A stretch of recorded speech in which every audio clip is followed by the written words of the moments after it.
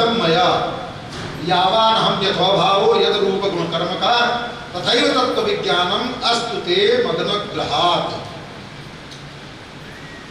अहमेवा समीवाते, मैं पूर्व में भी था, पश्चात यद सद सद परम, और बचेगा वो भी मैं ही हूं। पश्चात हम यदि तच्च सो शिष्येत सोऽस्म्यहम्, और सब कुछ समाप्त हो जाने के बाद भी जो कुछ बचेगा वो भी मैं हूं। रीतीर्थम यत् प्रतीयेत न प्रतीयेत चात्मनि तद विद्यात्मनो भावम यथा भावो यथा तमः यथा महान्ति भूतानि भूतेषु चावचेष्मनि प्रविष्टानि प्रविष्टानि तथा तेषु तेषु। देखो, यथा महान्ति भूतानि, जैसे महान में सारे पंचभूत जो महातत्व है, आगे तत्व की चर्चा करें कैसे कैसे एक एक तत्व थोड़ा थोड़े में ही, क्योंकि इनकी चर्चा करेंगे बहुत। देखिए भागवत जो परीक्षित जी सुने थे वो कितना ही सुने, 24 घंटा होता है ना एक दिन में, और 7 दिन का 24 घंटा जोड़ लो कितना होगा, 7 दिन का 24 घंटा, और लगातार अपने सब सोच रहे हैं कि 4 घंटे में वो 24 घंटा को समेट रहे हैं, 4 घंटे और 24 घंटे में कहीं समेटेगा, तो अब उसको समेटना तो है, सप्ताह की विधि है, थोड़ा कदम निमज्जन कदम प्रणाम कदम विलोकन अजामा ये सब करना पड़ेगा। तो कह रहे हैं अब इतना समझ लीजिए, यथा महान्ति भूतानि भूतेषु चावचेषु, महान तत्व महातत्व है, उसी महातत्व में चाहे छोटा बड़ा जो भी तत्व है अंत में उसी में प्रविष्टानि प्रविष्टानि तथा तेषु तेषु हम।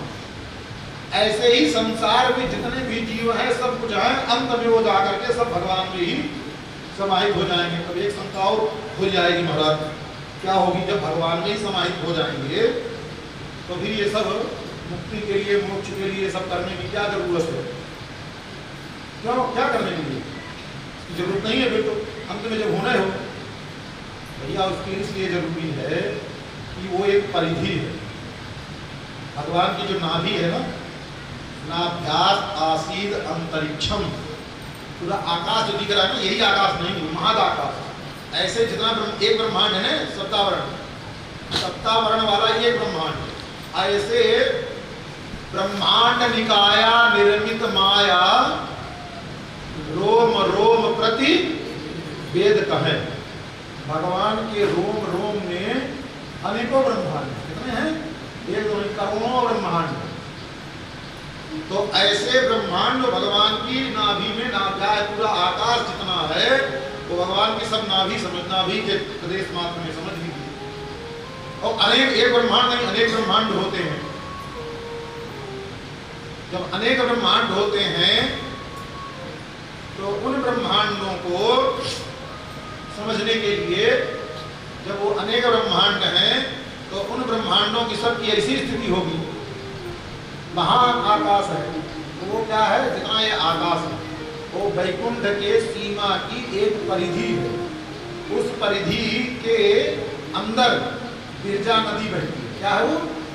बिरजा नदी। उसको क्या बोलते हैं? बिरजा। बिरजा मतलब रजोगुण तमोगुण से जो अलग है वो जो है बिरजा नदी है। वहां से वैकुंठ, वहीं उसी के पास में सभी जीवों का एक संस्थान होता है। सभी जीव जो मुक्त नहीं होते हैं वहीं वो रहते हैं। पूरे ब्रह्मा जी भी जब खत्म हो जाते हैं ना, ब्रह्मा जी का जब 100 वर्ष पूरा हो जाता है तो वैकुंठ नहीं जाते हैं, उसी सीमा पर रह जाते हैं। और भगवान ने कहा ना, जदगत्वा न निवर्तन्ते तद्धाम पर, अंदर घुसे लेंगे भाई वैकुंठ में हो जाएगा तो वहाँ तो नियम है, तो वहाँ का गुण है कि जो अंदर गया फिर बाहर नहीं आएगा। भैया ब्रह्मा जी के मरने के बाद भी उसी परिधि सीमे में रहेंगे, अंदर वैकुंठ में नहीं जाने पाएंगे। अपने को करना क्या है, उस परिधि को पार करके अंदर जाना है, इसीलिए शरीर मिला है। अब ये समझ, ठीक है। अब इतना वर्णन कर दिए, तो ऐसे ही वर्णन करके ब्रह्मा जी महाराज समझाए।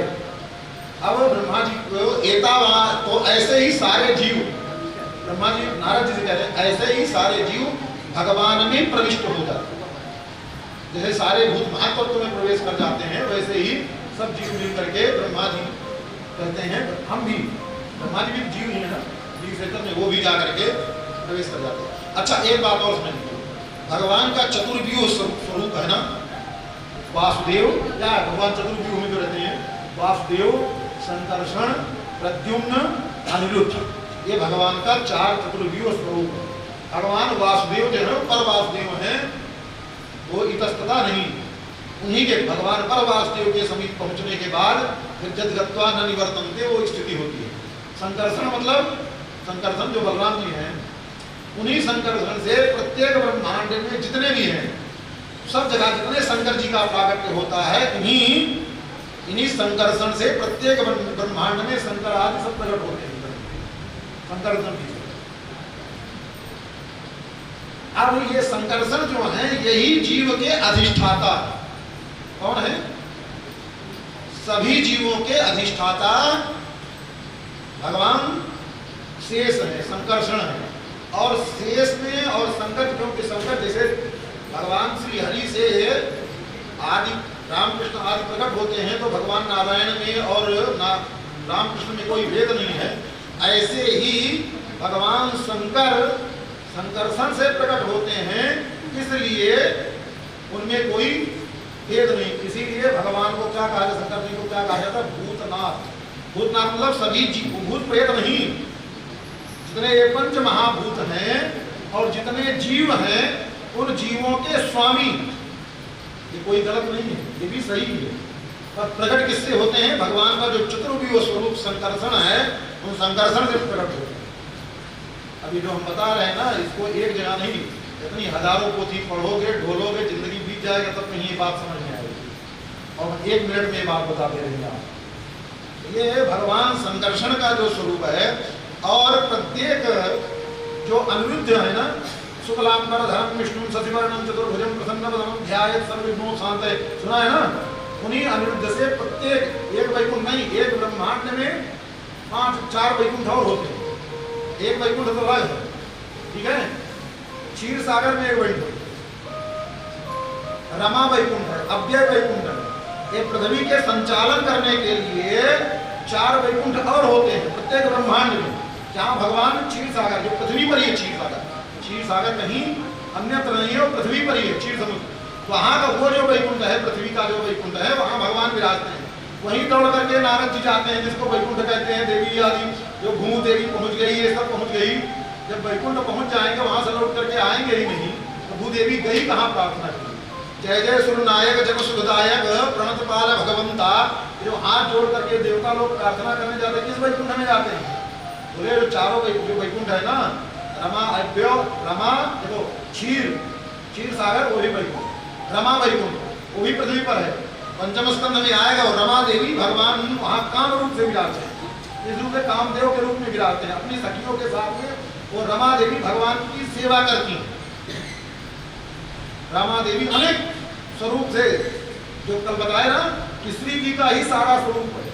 भगवान श्री जी के अलावा किसी से प्रेम कर नहीं सकते। भगवान श्री जी के अलावा किसी को पत्नी मान नहीं सकते, कोई उनकी पत्नी हो ही नहीं सकती। तो श्री जी के ही अनेक रूप हो जाते हैं। ऐसे ही वो जो रमा वैकुंठ है, उस रमा वैकुंठ में केवल श्री जी की प्रसन्नता के लिए वहां श्री और कोई नहीं, भगवान पुरुष के रूप में भगवान एक है, बाकी अन्य जितनी भी हैं वो सब श्री जी के गुण के रूप में श्री जी की स्वरूपा ही प्रकट है उस रमा वैकुंठ में। और वहां रमा को प्रसन्न करने के, क्योंकि रमा का वैकुंठ है, रमा लक्ष्मी जी के लिए वैकुंठ बना है, तो वहाँ आधिपत्य उन्हीं का, उन्हीं की चलती। वहाँ भगवान भी तो जैसे वो कहेंगी वैसे ही करेंगे। भगवान अपने मन की रमा वैकुंठ में नहीं कर सकते ये सब। तो ये वैकुंठ है क्षीर सागर इस लोक कल्याण के लिए। एक अव्यय वैकुंठ है। अव्यय वैकुंठ जो है वो ब्रह्मांड से बाहर है, जहाँ अनेक ब्रह्मांड के ब्रह्मा आदि देवता लोग सब जाते हैं। इस ब्रह्मांड के अंदर जो जहाँ जाते हैं क्षीर सागर है। ब्रह्मांड से बाहर जहाँ और अनेक ब्रह्मा शंकर सब एक साथ, एक ब्रह्मा नहीं शंकर, अनेकों ने जहाँ उपस्थित होते हैं, वो अव्यय वैकुंठ। क्या है? अव्यय वैकुंठ। अव्यय मतलब नष्ट न होने वाला, वो भी है, पर वो भी है, वहाँ उसका नाश नहीं होता। और ब्रह्मांड के संचालन के लिए, अनेक अनेक ब्रह्मांड के संचालन के लिए। और उसके बाद एक है विश्वक्सेन वैकुंठ। 4 वैकुंठ है। इस प्रकार से वैकुंठ की व्याख्या हुई। तो अब समझा दिया। तो वहीं से अब ये विश्वक्सेन जो वैकुंठ होता है वहीं चतुर्भुज, ये चतुर्व्यूह भगवान के जो स्वरूप है ना, वहीं ये चतुर्व्यूह में संकर्षण, प्रद्युम्न और अनिरुद्ध ये सब विराजते हैं और वहीं से सारी क्रियाएं प्रारंभ होती है। वहाँ के सबका क्या क्या, कहाँ का क्या है कार्य, सब थोड़े में अगर समझना चाहें तो परिवार रहेगा तो रहेगा, भगवान जाने, पर हम बता दिए, कम से कम सुन तो लिए। ये 5 वैकुंठ, वैकुंठा पंच विख्याता क्षीराब्धिम रमाव्ययम, ऐसे ही 5 का अलग अलग संस्थान है, सब अपनी जगह पर रहते हैं।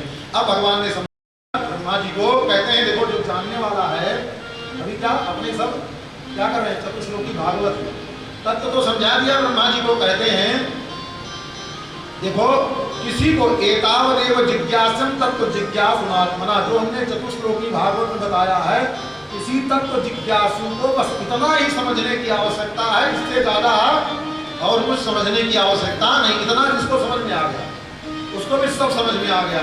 अब फिर 24 तत्व, फिर 26 तत्व, फिर इसका बंटवारा, उसका बंटवारा, खोपड़ भंजन, जिसकी ज्यादा खोपड़ी हो फिर उसका चिंतन करता रहे। पर भक्त के लिए इतना ही समझने की आवश्यकता है, ज्यादा और कुछ समझने की जरूरत नहीं है। ये भगवान ने कह करके समझा दिया। अब नारद जी महाराज अब पुराण की संस्था का वर्णन अंत में अब कहते हैं, देखो सुखदेव जी कहते हैं अब मैं जो तुमको कथा सुनाने जा रहा हूँ ये परिमाणम च कालस्य है कल्प लक्षण विग्रहम यथा पुरस्ताद व्याख्या से पाद्मम कल्पमथो शृणु। अब ये जो मैं कथा सुनाने जा रहा हूँ ये पाद्म कल्प की कथा है, और अपने जिस कल्प में बैठे कौन सा कल्प है, श्वेत वाराह कल्प। कौन से कल्प में है अपने, श्वेत वाराह कल्प में है। और ये कथा जो अब शुरू होगी 3 स्कंद से, वो कब की कथा है, पाद्म कल्प की कथा है। पाद्म कल्प की कथा मतलब इस श्वेत वाराह की घटी हुई घटना ये नहीं है। अब इतना समझ करके फिर आगे कथा सुनेंगे, तब कथा समझ में अच्छी तरीके से आएगी। अब तक 2 स्कंद की यहाँ समाप्ति हो रही है, 2 स्कंद की यही समाप्ति हो रही है। अब इसके बाद 3 स्कंद यहाँ से शुरू होगा। अब 3 स्कंद शुरू करें उसके पहले थोड़ा कुछ कीर्तन हो जाए, क्योंकि बहुत माथा भारी हो जाता होगा ना इतना कठिन सुनिए। हरि का भजन करो, हरि है हमारा, हरि का भजन करो, हरि है हमारा, हरि का भजन करो, हरि है हमारा, हरि का भजन करो, हरि है हमारा, हरि नाम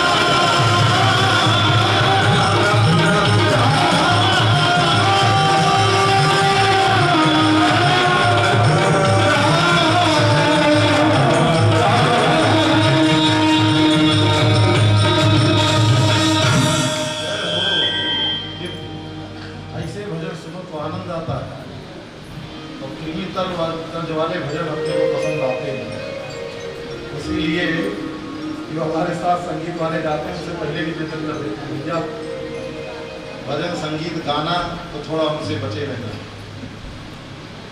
पर हमारे साथ जो ये आए हैं, आए तो पहली बार, सच बता रहे हैं पहली बार, लेकिन जितने लोग आज तक संगीत में गए हैं उनसे सबसे अच्छे। इसीलिए हम इनसे बोल दिए हैं कि जो अहमदाबाद में कथा होने वाली है पहले से इनको बता देना। अहमदाबाद में हर साल कथा होती है, एक मंदिर है विदेश है वहाँ हर साल, तो आपको पहले से ही बता देंगे, क्योंकि संगीत सुन करके प्रसन्नता स्वयं, और कोई कोई ऐसा मिल जाता है कि फिर हमको कान में रुई डाल कथा करने जाते हैं, हम क्या करते हैं फिर हम, तो घी की बत्ती होती है, उस घी की बत्ती को कान में ठूस लेते हैं, ठीक है, कान में भर लेते हैं, फिर उसके बाद वो जो गाना वाला है क्या गा रहा है क्या कर रहा है अपने कुछ पता नहीं, क्योंकि अपने पसंद ही नहीं आता, खोपड़ी पर गाएगा चिल्लाएगा तो कान में जाएगा, जब इसलिए कान में जाने की जरूरत नहीं। तो ये है, बोलिए श्री वृंदावन बिहारी लाल की जय। अब श्री सुखदेव जी महाराज कहते हैं, एवं एतत् पुरा पृष्टो मैत्रेयो भगवान किला क्षत्रावरं प्रविष्टेन त्यक्त्वा स्वगृह वृद्धिमत्।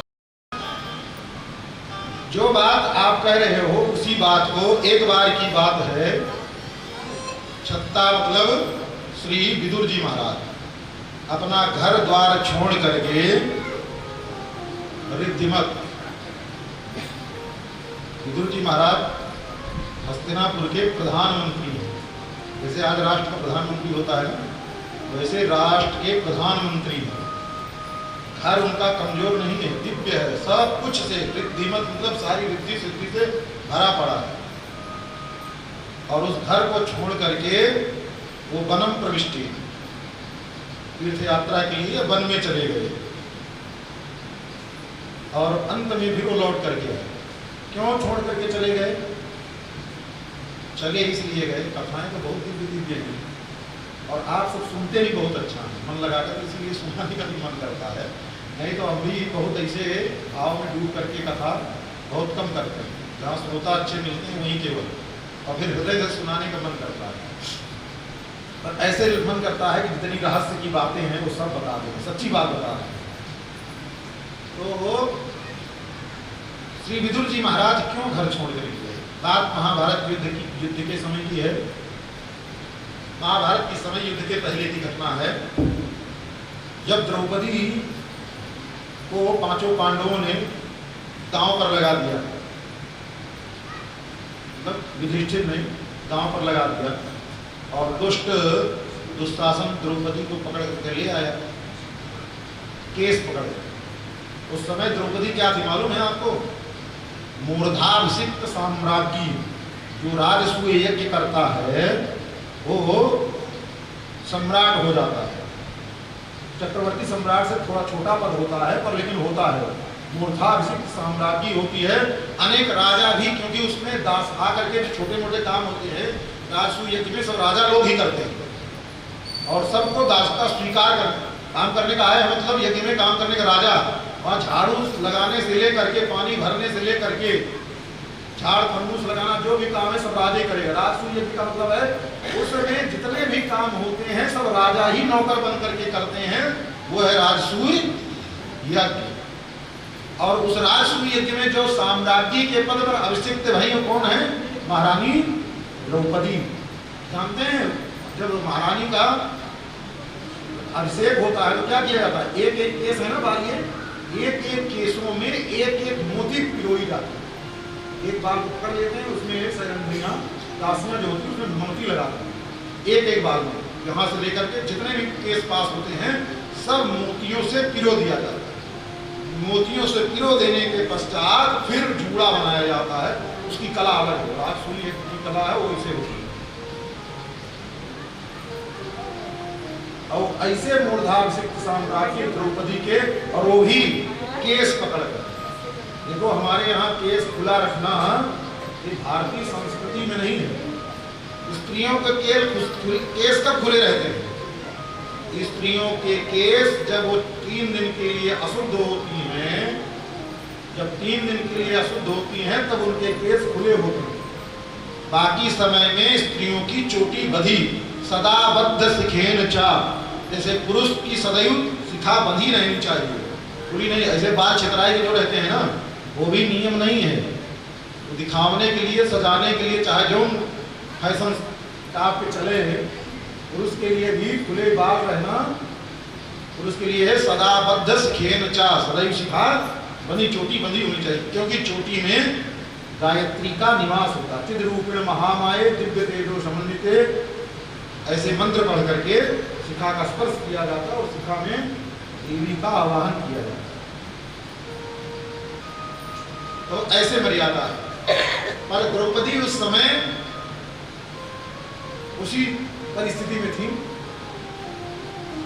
उस परिस्थिति में नियम है कि कोई स्पर्श नहीं करता, स्पर्श से दूर रहते हैं। कलयुग की आपको व्यवस्था हो गई, कोई मानता ही नहीं।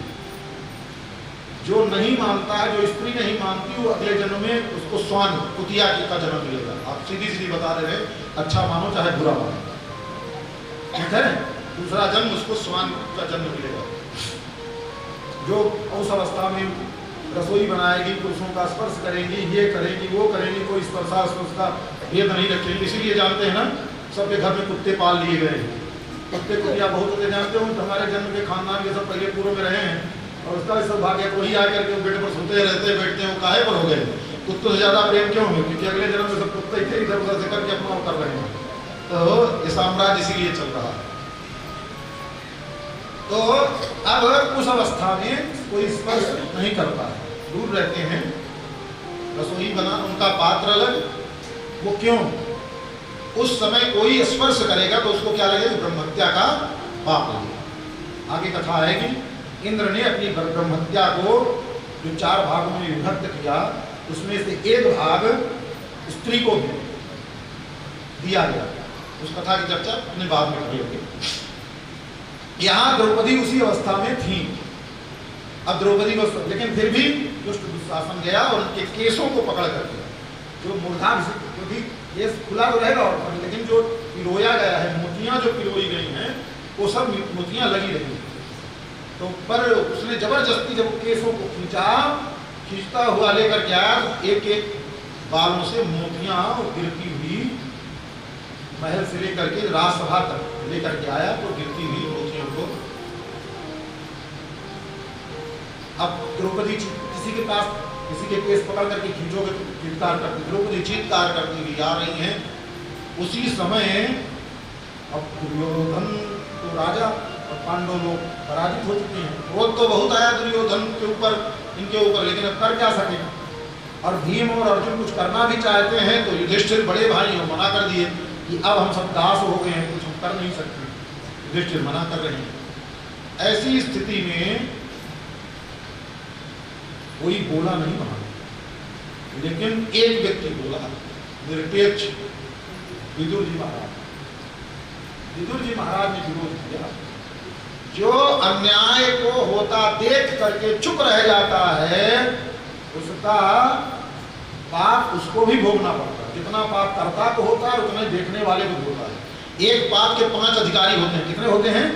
एक पाप के 5 अधिकारी। कर्ता, करने वाला जो स्वयं कर रहा है। कारयिता, जिसने कराया, ए जाओ मार कर किया उसको, तो बोला ना, वो भी कर्ता, कारयिता। दृष्टा, जो खड़े होकर के देख रहा है, गलत काम को होते हुए देख रहा, कर्ता, कारयिता, दृष्टा। अनुमोदता, अनुमोदन करने वाला, हाँ हाँ ठीक हो रहा है, जो अनुमोदन करता है। कर्ता, कारयिता, दृष्टा, अनुमोदता। और थोड़ा बहुत जो उसमें सहायता कर देवे, डंडा उंडा टूट जाए तो डंडा उठा के दे देवे, या भाग रहा है तो पकड़ करके कर देवे, तो सहाय कर। पंचैते पातकी राजन, एक पाप में 5 लोग भागीदार होते हैं। अपनी शक्ति न चले, गलत कुछ होता रहे तो बोल दो भैया गलत कर रहे हो, हम नहीं है तो ये गलत, और हमारे बस में नहीं हम रोक सके हैं, पर हम इसका विरोध जरूर करें, तो आप पाप से बच जाओ। और मौन रह करके देखो, महाभारत के युद्ध में वही मरे। कौन कौन मरे? जिन जिनने द्रौपदी के पराभव को देखा, उनमें से एक को नहीं बचे। भीष्म पितामह जैसा महापुरुष भी, जो महाभागवत है, अभी क्या है ना, प्रहलादो जनको भीष्म और उन्होंने गलत देखा, द्रौपदी का पराभव देखा, तो उनका भी महाभारत के युद्ध में वध हुआ। विरोध किसने किया? सबसे पहला विरोध किया विदुर जी। विदुर जी ने विरोध किया, और जब भाई उतने सामर्थ्यवान है नहीं, विरोध करके और उस सभा में रही नहीं, सभा को छोड़ करके वो चले गए विदुर जी। दूसरे थे अश्वत्थामा, तो था नहीं वहां, दूसरे थे कृपाचार्य। कृपाचार्य जी ने विरोध किया, और कृपाचार्य भी आचार्य हैं, राजा के यहाँ रहे नहीं तो राजा दंड खा रहे हैं, पर हैं गुरु आचार्य हैं। अब वो छोड़ करके नहीं जा सकते, क्योंकि चेला के ऊपर कोई विपत्ति आवे तो गुरु को चाहिए कोई बचने के लिए कोई ना कोई उसको तरीका बतावे। गुरु अगर छोड़ करके चला गया तो फिर गुरु नहीं है। सहायता वाले मंत्री आपके मित्र दोस्त छोड़ के चले जाएं वो तो चल जाएगा, पर गुरु किसी भी परिस्थिति में आपके साथ रहे और किसी भी परिस्थिति में कोई ना कोई तरीका बचने का बतावे, यही गुरु कर्तव्य है। गुरु का कर्तव्य क्या होता है? आचार्य शिष्यस्य स्वरूपम रक्षेत। गुरु का कर्तव्य है अपने शिष्य के स्वरूप की रक्षा करना, शिष्य का पतन ना होवे ये कार्य ध्यान रखना है गुरु का। और शिष्य क्या कर्तव्य क्या है? शिष्य आचार्य के शरीर की रक्षा करे। शिष्य का क्या कर्तव्य है? आचार्य के शरीर की रक्षा का कर्तव्य शिष्य के ऊपर है। शरीर नहीं रहेगा तो गुरु जी कैसे ज्ञान देंगे? गुरु जी बीमार पड़ गए तो कैसे होगा? उनका शरीर स्वस्थ, गुरु जी अपने शरीर का नहीं ध्यान देंगे, क्योंकि जो तत्व के जिज्ञासु होते हैं जिनका ध्यान भगवान में रहता है वो अपने शरीर का ध्यान नहीं देते। तो अब उसका कौन ध्यान दे? जो साथ के शिष्य लोग रहते हैं, चेला लोग रहते हैं, शिष्यों का कर्तव्य है जिससे जो बन पड़े अपने आचार्य के शरीर की रक्षा के लिए उपाय करता रहे, शिष्य का कर्तव्य। अब तो कृपाचार्य जी छोड़ करके तो जा नहीं सकते, है भी नहीं, और उन्होंने अपना काम किया, जो गुरु का काम करना था वो किए। अंत में देखो आपको बहुत सी बातें हैं पता चल जाएगी, दुनिया में लोग आप आवाज उड़ रहा है ना बहुत सी चीजों का। उस समय द्रौपदी को ले आए दासी बना करके। उस समय केवल दुर्योधन का इतना ही मत था कि पांडवों को अपमानित कर, द्रौपदी को खींच करके ले आएंगे और दासी को उनके सामने खड़ा कर देंगे तो द्रौपदी का अपमान हो गया, छोड़ देंगे, चली जाएगी। तो द्रौपदी जैसे आई और उन्होंने कहा कि तुम सबको इस सभा में सर्व नहीं आती, मूर्धाभिषिक्त साम्राज्य और कोई दूसरी भी नहीं, अपने खानदान की बहू को इस प्रकार से इस अवस्था में, जिस अवस्था में पुरुषों के बीच में कहीं सभा में स्त्री को जाने का अधिकार नहीं, वहां तुम खींच करके ले आ रहे हो, तुमको शर्म नहीं आती?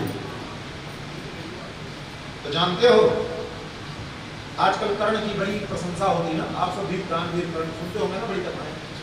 कर्ण को बहुत अच्छा समझते हैं, संसार के बहुत लोग अच्छा समझते हैं, लेकिन जो पढ़े लिखे लोग हैं वो अच्छा नहीं समझते।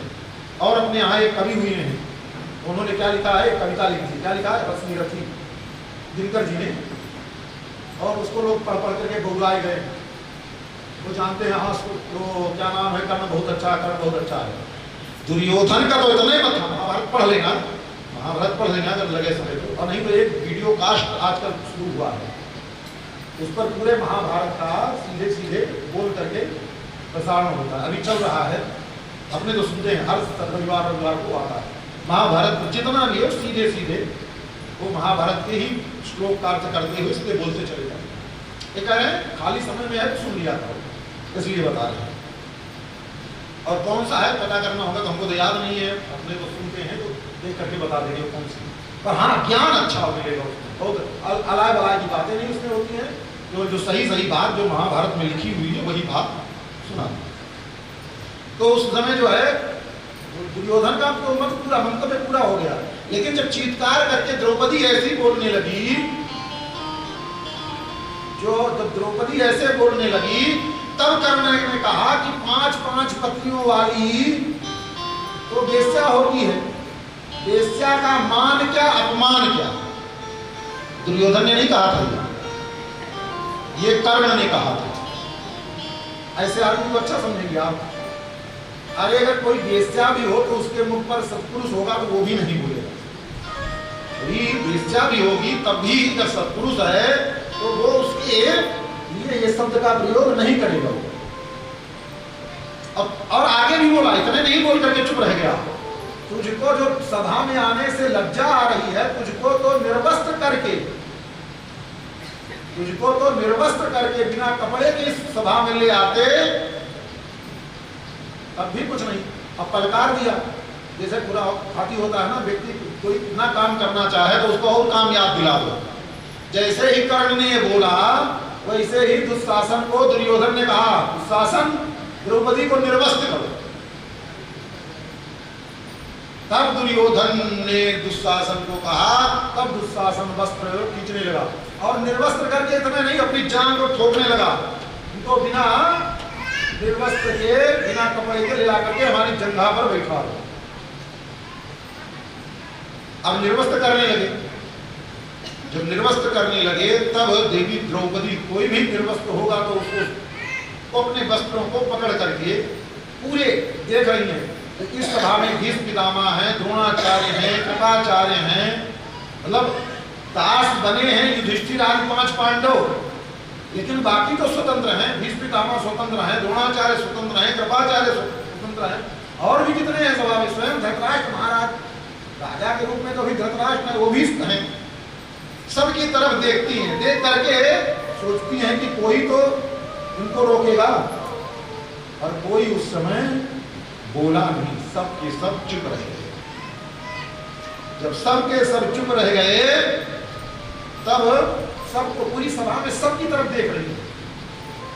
और दुशासन ने शुरू कर दिया, ऐसा नहीं, दुशासन ने वस्त्र खींचना प्रारंभ कर दिया है। और देवी द्रौपदी एक वस्त्र, उस समय स्त्री को एक वस्त्र, एक ही वस्त्र धारण करती है, अन्य वस्त्र धारण एक वस्त्र रजस्वला, रजस्वला की स्थिति में आती है तो एक वस्त्र ही धारण होता है।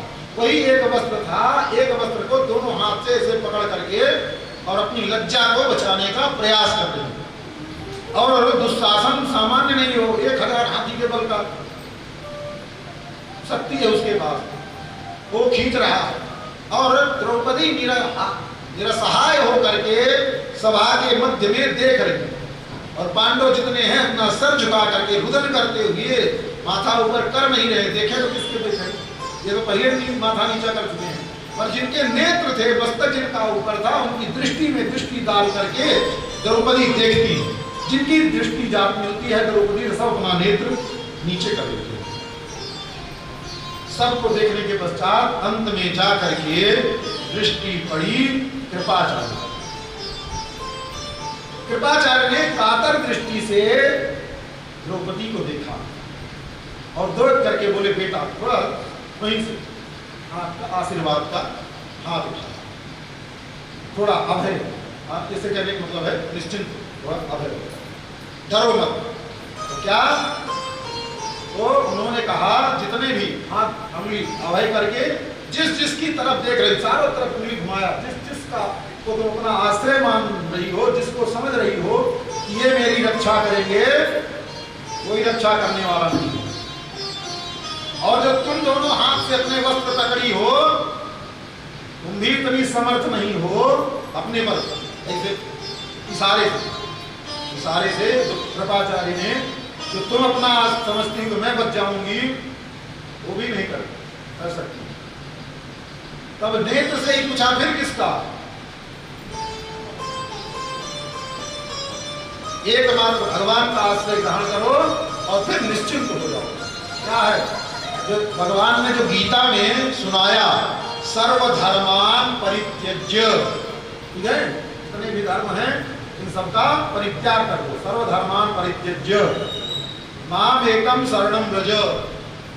भाई अपना भी सहारा छोड़ो, केवल परमात्मा की ही शरण।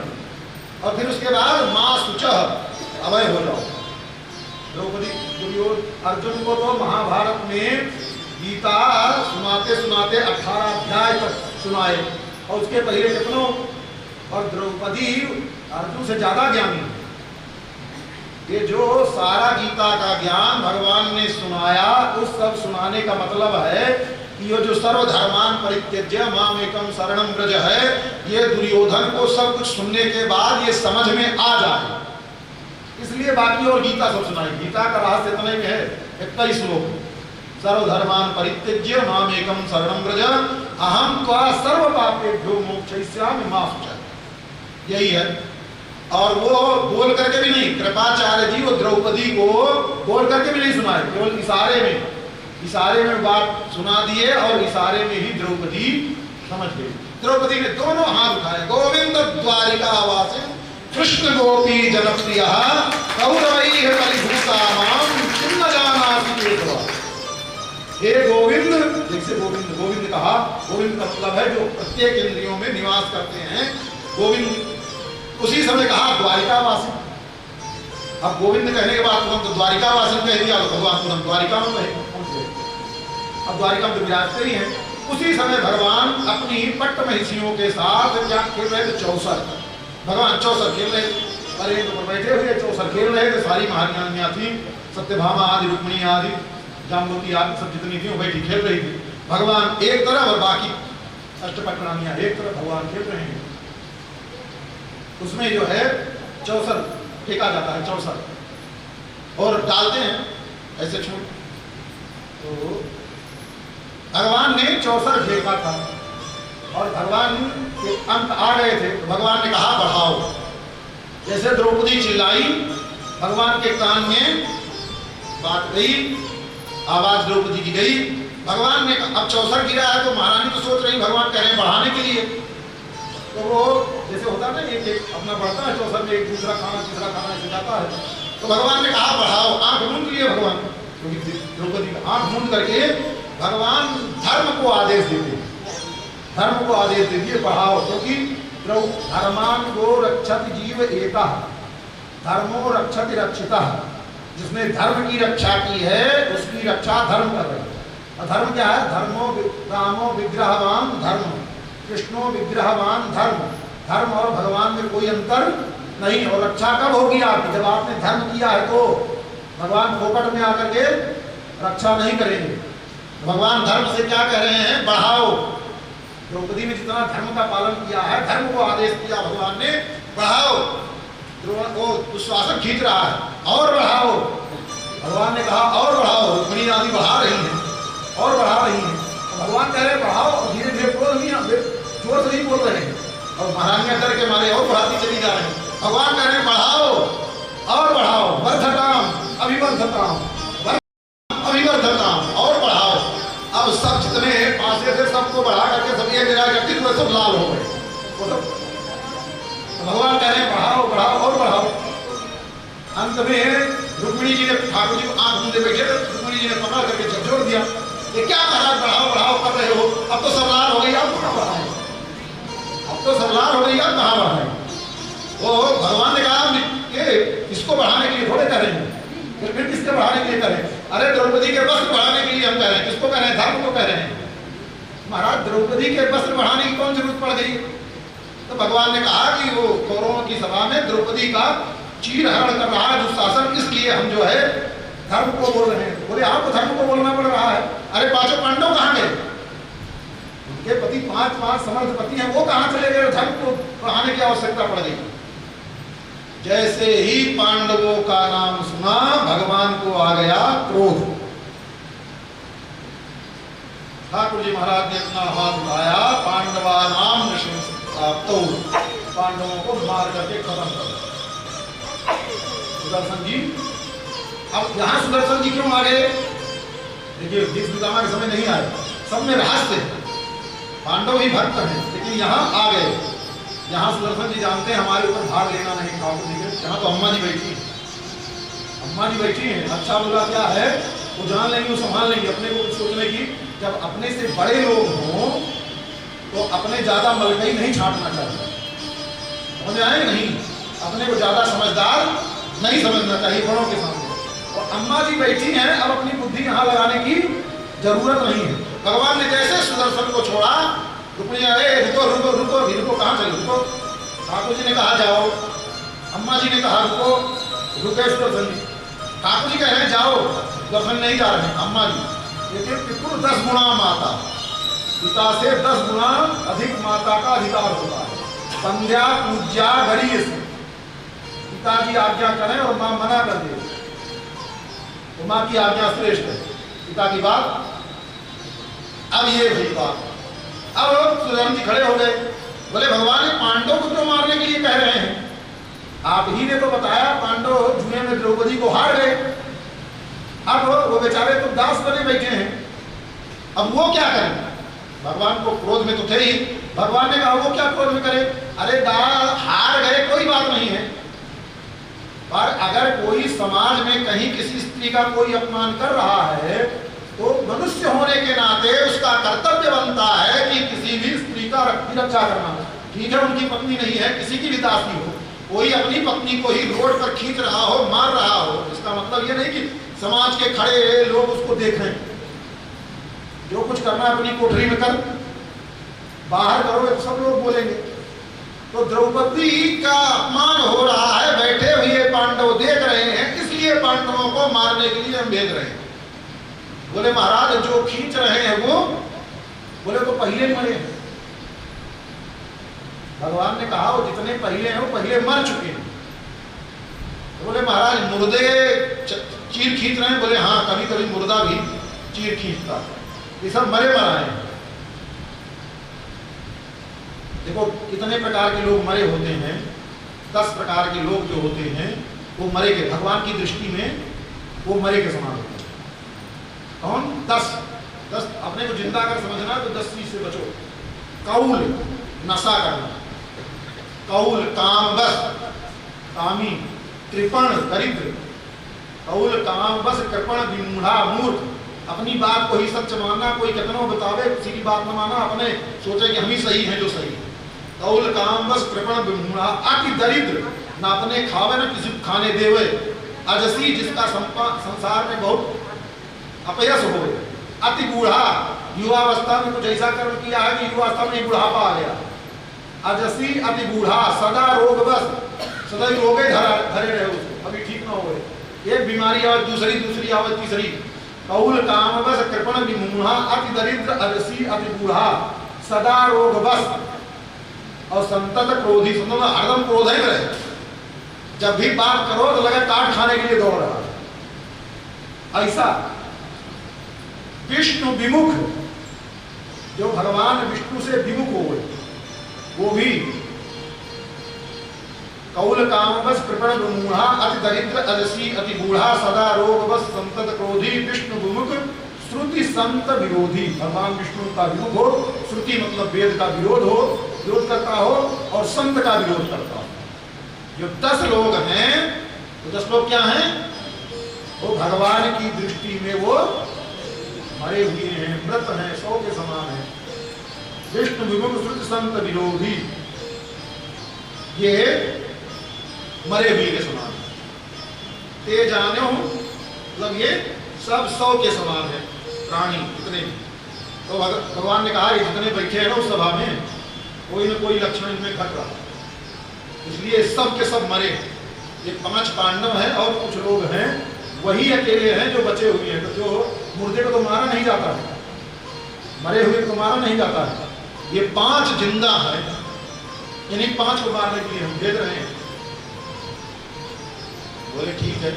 देखो लोग कहते हैं ना महाराज कि भगवान, हम तो सब भगवान के बच्चे हैं, सब लोग कहते हैं ना, और सच्चे जितने भी मनुष्य हैं सब भगवान के ही पुत्र हैं, सब भगवान के पुत्र हैं, कोई भगवान से पराया नहीं, सबके भगवान हैं। जितने हम भगवान के हैं उतने आप हैं, और कितना बड़ा महापुरुष हो भगवान के लिए सब बराबर है। पर भगवान अपने बेटे के लिए करते हैं, सबके लिए, सबकी रात योगक्षेमम वहाम्याम भगवान कहते हैं। और भगवान योगक्षेम करते हैं, फिर भी लोग भूखे रहते हैं, परेशान रहते हैं, तो भगवान नहीं करते हैं, इसका मतलब हाँ भगवान नहीं करते हैं। बोले किनका नहीं करते हैं? बोले जो जिंदा बेटा हो तो उन्हीं के लिए करते हैं भगवान, जो जिंदे बच्चे होते हैं उसी के लिए करते हैं। अच्छा मान लो किसी ही कोई शहर में रह रहा हो, कोई शहर में रह रहा दूर और नौकरी कर रहा है अपने परिवार के पालन करने के लिए, उसकी पत्नी गर्भवती थी तभी चला गया वो, उसको सूचना मिलती है, कोई यहाँ से फोन कर दे कि तुमको बेटा हुआ है, अब वो कोरियर के द्वारा भाई हमारे घर में बालक, मैं नहीं जा सकता इसी कार्य से व्यस्त हूँ, तो कम से कम कोरियर के द्वारा भी अपने बच्चे के लिए खिलौना का भी, कपड़े जो भी होता है सब चीज भेजे कि नहीं भेजेगा? बाप नहीं जा सकता तो कम से कम उपहार तो भेजेगा बाप। पर 1 घंटे बाद जो उपहार की तैयारी कर रहा है, सब कुछ सारी तैयारी कर रहा है सारी भेजने की, कोरियर वाले को मिला कर देने की भी तैयारी, पैकिंग भी सारी हो गई, लेकिन थोड़ी देर में फोन आ जावे, भैया बालक पैदा तो हुआ पर 2 ही घंटा जिया, उसके बाद मर गया। तो क्या वो बाप जो भेजने की तैयारी कर रहा है भेजेगा? नहीं भेजेगा ना। ऐसे ही जब कोई बालक जन्म लेता है, जन्म लेकर के यहाँ आता, कोई भी मनुष्य, भगवान जानते हैं हमारा इसके साथ सारी करनी है और भगवान तैयारी करते रहते हैं। और धीरे धीरे अब भगवान का जो समय है, यहाँ के समय में बहुत अंतर है। ऐसे ही 5 वर्ष का जैसे हुआ, थोड़ा उससे बड़ा हुआ तो उसके लक्षण 5 वर्ष के बाद, 5 वर्ष के पहले जितना पाप होता है बालक के द्वारा जो किया जाता है माँ बाप का, तो जो कुछ भी करेगा उसका फल माँ बाप को भोगना पड़ेगा। और उससे बड़ा हुआ तो उसके लिए, अब उससे थोड़ा बड़ा हुआ तो भगवान उसकी तब भी सार संभाल करते रहते हैं। और जैसे ही इतने दुर्गुण, 10 दुर्गुणों में से कोई 1 दुर्गुण आ गया तो भगवान समझ लिए हमारा बेटा मर गया। अब भगवान बंद को पार्सल सब वहीं कोई रखा रह जाएगा, कुछ आने वाला नहीं हो। तो भगवान के अगर बेटा बनना है, भगवान के हम पुत्र हैं, भगवान के हैं, तो पहले जिंदा बेटा बनो, तब भगवान से आस लगाओ। और मृत बेटे बन करके भगवान को लाहना दे, ये ठीक नहीं। तो भगवान ने कह दिया ये सब के सब मरे हैं, जिंदा एक भी नहीं। हो गया मन का संशय समाप्त, अब जाओ उस दर्शन। रुक्मिणी जी कहा अरे रुको थोड़ा सा, अभी पूरी बात नहीं हुई। बोले क्या बात है? बोले बात ये है कि आप जिस द्रौपदी के प्रेम में अपने सुदर्शन को भेज रहे हो, चक्र को भेज रहे हो कि पांडवों को मार दो, उनका सर धड़ से अलग कर दो, तो एक बात हम पूछते हैं आपसे, उत्तर दे दीजिए। बोले क्या पूछते हैं? किसी स्त्री को उसका वस्त्र प्यारा होता है, उसका पति प्यारा होता है, 2 में से किसको ज्यादा प्रेम करती है? भगवान ने कहा कि जरूर उसका पति वस्त्र से ज्यादा पति प्रिय होगा। तो पत्नी अपना अपमान बर्दाश्त कर लेगी पर पति की हानि नहीं वो सुन सकती ना। बोले नहीं, अब वही हम कह रहे हैं। रुक्मिणी ने कहा वही हम कह रहे हैं। आप जिस द्रौपदी के प्रेम में आप पांडवों को मारने के लिए कह रहे हो, आपने बड़े प्रेम से साड़ी तो बढ़ा दिया, द्रौपदी की साड़ी भी बढ़ रही है, लेकिन आप अगर सुदर्शन चक्र से पांडवों को मार दिए तो द्रौपदी खुश होगी, आपको आकर के आरती उतारेगी, क्या करेगी बताइए? बोले महाराज गुस्सा होकर लाल हो जाएगी वो। तो भगवान ने कहा रुक्मिणी से बहुत गुस्सा होगी तब तो अगर मार दिए तो। इसीलिए देवी देखो जब आप साथ में नहीं रहती तुम्हारी कोई पूजा नहीं करता, आप नहीं रहती हो साथ में, हमारी कोई पूजा नहीं करता है। देखो भगवान के साथ में श्री जी रहे तब भी भगवान की पूजा करना। गौर तेजो समायस्तु बिना, गौर तेजो विनायस्तु श्याम तेजो समर्चये, जपेत वा ध्यायते वापि सब भवेत पातकी सी। गौर तेज मतलब श्री ना अगर भगवान की अकेले आराधना करता है तो उसका पतन निश्चित हो जाएगा, क्योंकि सार सब भगवान के क्रोध को संभालने वाली तो श्री जी हैं, और श्री जी नहीं पता नहीं कब क्या हो जाए। इसलिए भैया बिना भगवान के भी भगवान की सेवा तो करो, लेकिन श्री जी ना हो गए तो थोड़ा दूर से नजदीक जाने की जरूरत नहीं है। भगवान ने स्वयं कहा देवी देखो हम अकेले रहते, जिस अवतार में भगवान के साथ लक्ष्मी जी नहीं, भगवान ने बहुत अवतार लिए ना, जिस अवतार में भगवान के साथ में श्री जी नहीं है उनकी पूजा होती है। वामन भगवान का मंदिर देखा नहीं, अकेले ठूठे घूमते रहते हैं, वामन भगवान उनका मंदिर बना, कहीं पूजा भाई नहीं होती। मछली कछुआ कहीं पूजा होती है, मंदिर होता है। आज लोग फैशन में भले बना देते हैं पर आराधन के योग्य नहीं होते। हाँ नृसिंह भगवान की पूजा होती है जब, लेकिन लक्ष्मी नृसिंह होते हैं तब, लक्ष्मी नृसिंह भगवान है तब तो पूजा होगी, अकेले नृसिंह भगवान की पूजा नहीं होगी। हाँ कहीं कहीं 12 नारायण की भी पूजा होती है, लेकिन वो 12 नारायण अकेले नहीं होते तब उनके साथ में जब भूदेवी होती हैं, भूदेवी के साथ में 12 नारायण भगवान का आराधन होता है। बाकी अकेला अकेला जो पैदा भय है भगवान परशुराम और ये सब जितने, लेकिन उनकी कोई पूजा करता है ना, पूजा करने लायक है भी नहीं, पूजा करके हुए नहीं। इसीलिए भगवान स्वयं कहे रुक्मिणी जी से देवी जिस अवतार में आप साथ नहीं होती हो तो उस अवतार में कोई हमको पूछता चाहता नहीं, कोई पूजा उजा नहीं करता है। तो भगवान का भी जो महत्व है ना, किससे? श्री जी से ही है। भगवान अच्छा पैसे, कोई पैसा वाला ना, कोई कितना हो और उसके पास टका ना हो, कोई उसका सम्मान करेगा? अरे किनारे बैठे रहो, और जहाँ गद्दी दिखेगी वहाँ सब बुलाए भैया आओ। तो सभी का सम्मान श्री जी से, और इसीलिए भगवान का भी सम्मान श्री जी से ही है। श्री जी के अलावा किसी से कोई सम्मान किसी कर नहीं सकता। और भगवान के पास भी जो लोग आते हैं श्री जी के लिए ही आते हैं। तो अगर सबसे बड़ा कोई है तो कौन है? श्री जी है। और इसीलिए हम सब कौन है? श्री संप्रदाय वाले। हम सब कौन है? श्री संप्रदाय से, और श्री जी के ही पक्षपाती हैं।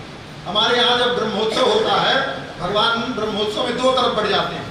भगवान अकेले सवारी में आते हैं तो क्या करते हैं? जो प्रेमी भक्त होते हैं भगवान को छोड़ करके अम्मा जी की तरफ हो जाते हैं, और अम्मा जी के भगवान घुसने लगते हैं तो गेंद से मारते हैं।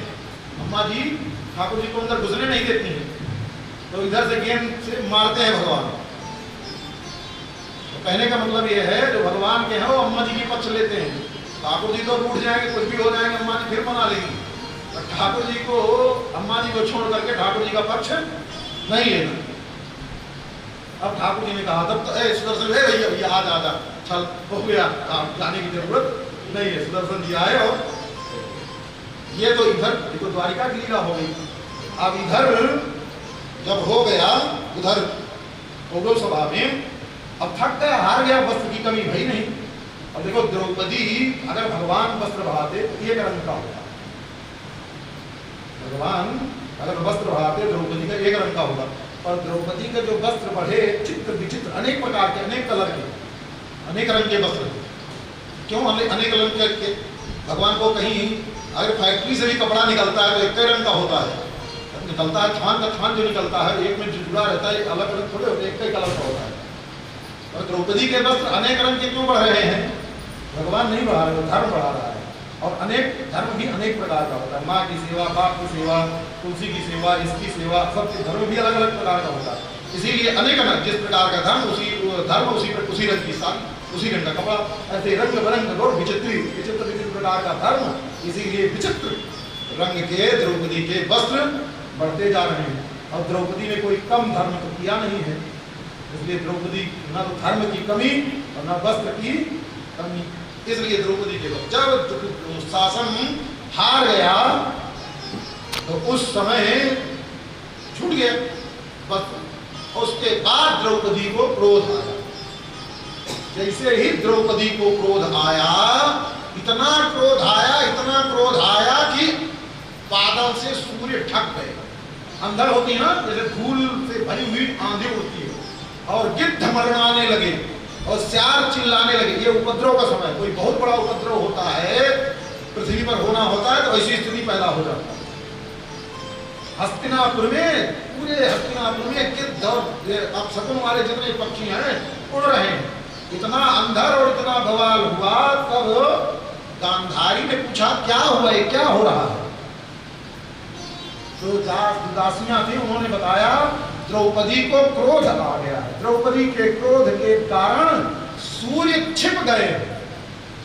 इतना क्रोध है कि सूर्य भी द्रौपदी के क्रोध को नहीं देख सकते हैं, इतना क्रोध आ गया है। और बोले क्यों क्रोध आ गया? बोले कि आपके बेटों ने द्रौपदी के, उस समय गांधारी नहीं थी राजसभा, आपके बेटों ने द्रौपदी का वस्त्र हरण किया। क्यों वस्त्र हरण किया द्रौपदी का? अब जैसे ही सुना, दासियों का हाथ पकड़ करके दौड़ करके जान गई कि स्त्री को अपनी लज्जा सबसे ज्यादा। और अब द्रौपदी का क्रोध आया है तो द्रौपदी क्रोध आया तो साथ देगी। तो गांधारी दौड़ती, बेटा द्रौपदी, बेटा द्रौपदी रुको, बेटा द्रौपदी रुको, ऐसे चिल्लाती हुई आ रही है। द्रौपदी को क्रोध था, अब जैसे ही साथ देना चाहती थी वैसे कान में माता गांधारी के वाक्य पड़े, बेटा द्रौपदी रुको, बेटा द्रौपदी रुको, ऐसे कर रही। जैसे ही गांधारी के वाक्य पड़े और तब तक गांधारी दौड़ती हुई आई, दासियों के साथ में सामने खड़ी हो गई और गले से लगा लिया।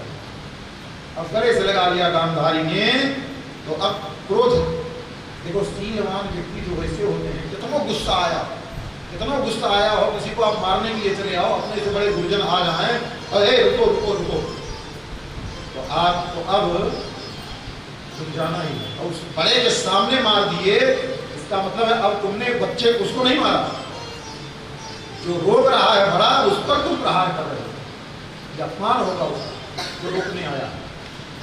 पुराने जमाने में सब मर्यादा जानते थे, आज के जमाने में मर्यादा किसी को पता ही नहीं, सब ऐसे मनमानी हो गए। जैसे ही द्रौपदी के को गले से लगाया गांधारी ने, अब क्रोध समाप्त हो गया। माँ आ गई, उनके सामने क्रोध करें ठीक नहीं, गले से लगा दिया, बेटा ये मेरे नालायक पुत्र हैं, पर इनको साप नहीं देना। किसी भी, देखो सबसे बड़ा अपराध है वो माँ का गर्भ कलंकित हो जाता है, किसी का पुत्र अगर शापित हो जाता है, तो अपने पुत्रों को बचाने के लिए बेटा मैं नहीं आई हूं, मैं अपने गर्भ को स्थापित नहीं होने देना चाहती हूँ, तो मेरे गर्भ का सम्मान रख। इसलिए द्रौपदी तुरंत गांधारी के चरणों में प्रणाम किया, क्योंकि स्पर्शा पहले चुनी है, स्पर्शा स्पर्श का तो भेद नहीं, प्रणाम किया और रो पड़ी करे लगे। गांधारी आगे किसी की हिम्मत नहीं। गांधारी ने पूछा क्या हुआ इस युद्ध क्रीड़ा में, सबने बता दिया, राज हड़प लिया, ये कर लिया, ये कर लिया, ये कर लिया, सब वापस करो, झूठी क्रिया।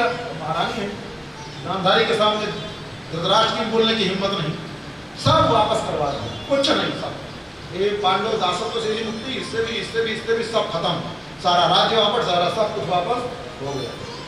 द्रौपदी प्रसन्न हो गई, उतना क्रोध करती, क्रोध करने के बाद दे भी देती, साफ भी देती, पर पति ही तो दासत्व से मुक्त नहीं होते ना, और कम से कम गांधारी माँ आई तो उनके कारण से सब दासत्व से मुक्त हो गए।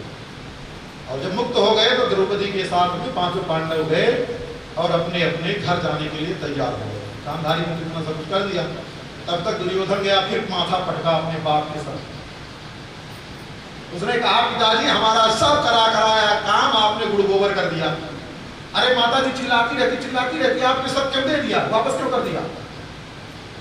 बोले हाँ वापस नहीं करता, तो द्रौपदी का साप आना था, उसको तो दुर्योधन को साप आप समझ में नहीं आता, कभी उसके सामना तो पड़ा नहीं उससे, तो तुम्हारी माँ के साप से कौन बचाता, मूर्ख। मान लीजिए मैं नहीं करता तो तुम तो बच जाते, पर गांधारी मुझको साथ दे देते। तो ऐसा करो, हम तो नहीं मानेंगे। बोले क्या?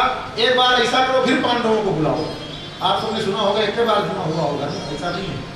एक बार गांधारी ने सबको वापस कर दिया, सब कुछ मिल गया, पांचों पांडव रथ पर तैयार होकर के चलने के लिए उद्यत हो गए, रथ पर बैठ चुके। तब तक दुर्योधन ने अपने पिताजी को समझा करके दूध फिर भेजा। दूध गया और जा करके संदेशा दिया कि महाराज आपको बुला रहे हैं। युधिष्ठिर जी से कहा, इतना संदेशा दे दिया।